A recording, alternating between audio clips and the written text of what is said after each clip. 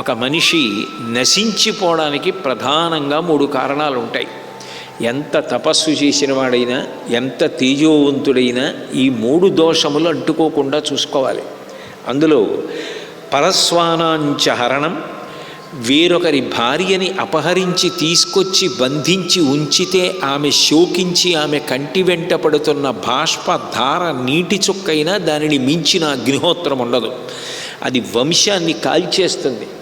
మారీచుడు చెప్పలా, కళత్రాణి చ సౌమ్యాని మిత్రవర్గం స్తథైవచ యదీచ్ఛసి చిరం భోక్తం మాకృధ రామవిప్రియం అన్నాడు. అటువంటి పెద్ద దోషం చేశారు. అట్లాగే పరస్వానాంచ హరణం, ఇతరుల యొక్క ధనాన్ని అపహరించడం. వద్దు వద్దు అని చెప్పిన అన్నగారు కుబేరుణ్ణి కొట్టడం, ఆయన పుష్ప విమానాన్ని అపహరించి తేవడం. లోకంలో ఎక్కడెక్కడ విలువైనవి ఉన్నాయో వాటినన్నింటినీ అపహరించి ఆ ద్రవ్యాన్ని తీసుకురావడం. పరుల యొక్క స్త్రీలని అపహరించి తీసుకురావడం, వాళ్ళని స్పృశించడం, వాళ్ళని బంధించడం, వాళ్ళని బలాత్కరించడం. సుహృదామతిశంకాచ, సుహృత్ అంటే మన యందు చాలా మంచి మనసున్నవాడు, ప్రేమ కలిగినవాడు, మనం క్షేమంగా ఉండాలని కోరుకునేవాడు, మనం వృద్ధిలోకి రావాలన్న తాపత్రయం ఉన్నవాడు. అటువంటి వాడి మీద శంక పెట్టుకోవడం.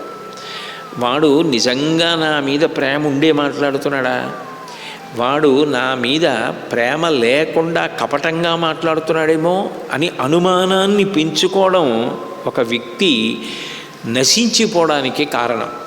ఈ 3 మీ నాన్నగారి యందు అన్వయం.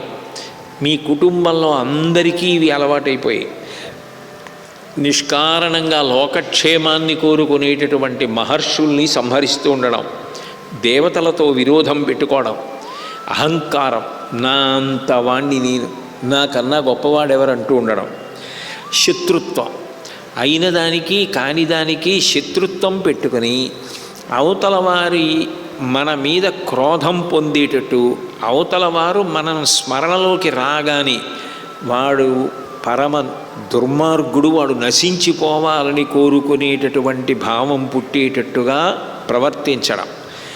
ప్రతి వారు కూడా మిత్రులు కారు, శత్రువులన్న భావనతో ప్రవర్తించి వాళ్ళు ఎప్పుడూ మన అభ్యున్నతిని కోరుకోవడానికి వీలు లేనంత దూరం చేసుకోవడం, కలిసి ఉండకుండా చేసుకోవడం, ఇవన్నీ ప్రమాదకరం. విశేషించి ప్రతికూలత్వం.